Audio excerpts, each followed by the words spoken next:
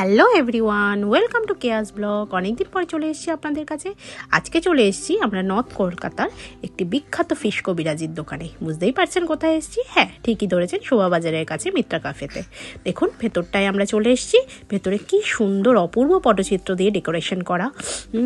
ড্রয়িংগুলো অসাধারণ, খুব সুন্দর লাগছে দেখতে। অ্যাম্বিয়েন্সটা ভীষণ সুন্দর, খুব হাইফাই না হলেও বেশ ভালো। বিশেষ করে এখানকার ফুড কোয়ালিটি তো আপনারা জানেনই, সেটা নিয়ে তো কোনো কথাই হবে না, যার জন্য সবটাই আরও মিলেমিশে অসাধারণ এক কথায়। যাই হোক, আমরা অর্ডার দিয়ে দেবো হচ্ছে, এটা হচ্ছে ওনাদের মেনু কার্ড। আমরা অর্ডার দেবো ফার্স্টে, আমি ঠিক করেছি প্রন কবিরাজিটা খাবো, আর আমার হাজব্যান্ড ফিশ ডায়মন্ড ফ্রাইটা অর্ডার দেবে। যদিও সেটা খেয়ে আমাদের পেট ভরবে না, সেজন্য পরে আবার আমরা একটা মাটন কাটলেট অর্ডার দিয়ে দেবো। তো ফার্স্টেই আমরা দিয়ে দিচ্ছি অর্ডার ফিশ ডায়মন্ড ফ্রাই আর হচ্ছে প্রন কবিরাজি।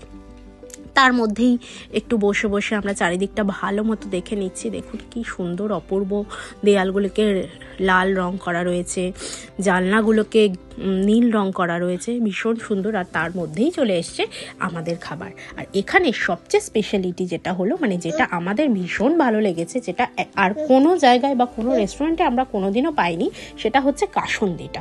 কাসুন্দিটা এমনি নর্মাল কেনা যে কাসুন্দি সেরকম কিন্তু নয়, এটা ওনাদের নিজস্ব বানানো। এবং আমার যতদূর খেয়ে এটা মনে হলো, এটা নিশ্চয়ই টক দই আর সর্ষে বাটাটাকে ইউজ করে, এবং তার মধ্যে হয়তো আরও ওরা কিছু বাদাম পেস্ট দিতে পারেন।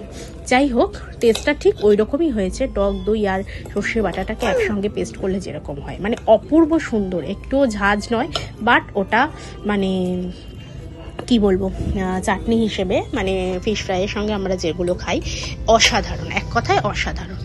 যাই হোক, আমরা খেয়ে নিচ্ছি প্রন কবিরাজি আর ফিশ ডায়মন্ড ফ্রাই, দুজনেই হাফ হাফ করে একটু শেয়ার করে খেলাম, দুজনেই টেস্ট করলাম দুটো কীরকম হয়।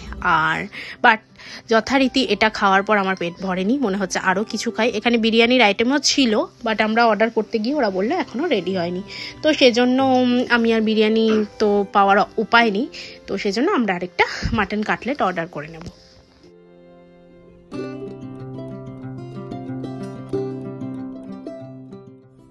চলে এসেছে আমাদের মাটন কাটলেট, সাথে আবার সেই চাটনিটা দিয়ে দিয়েছে। পরে যদিও এক্সট্রা না চাইতেও ওরা দিয়েছিল, সেজন্য আমি ভীষণই হ্যাপি হয়েছিলাম। তো এই মাটন কাটলেটটাও আমরা দুজনে ভাগাভাগি করে খেয়ে নিচ্ছি। ভীষণ ভালো মনে হচ্ছিল আরেকটা কিছু খাই, বাট না, ভাজা পোড়া তো বেশি খাওয়া ভালো না, সেজন্য ওই তিনটে দিয়েই আমরা কাজ সারলাম। যাই হোক, খুব ভালো খেলাম, এবং চারিপাশে ভীষণ দৃশ্যগুলো খুব সুন্দর ছিল, আপনারা দেখতেই পাচ্ছেন। তো সব মিলিয়ে স্যাটারডে লাঞ্চটা বেশ ভালোই কাটলো। রাইস বা রুটি না খেলেও এইরকম জিনিস খেলে, স্ন্যাক্স আইটেম খেলে বেশ ভালোই লাগে, আর যদি সেটা মিত্র ক্যাফে। আজকের মতো এখানেই টাটা, দেখা হচ্ছে পরের একটি ব্লগে। ততক্ষণের জন্য বাই বাই, সবাই খুব ভালো থাকবেন।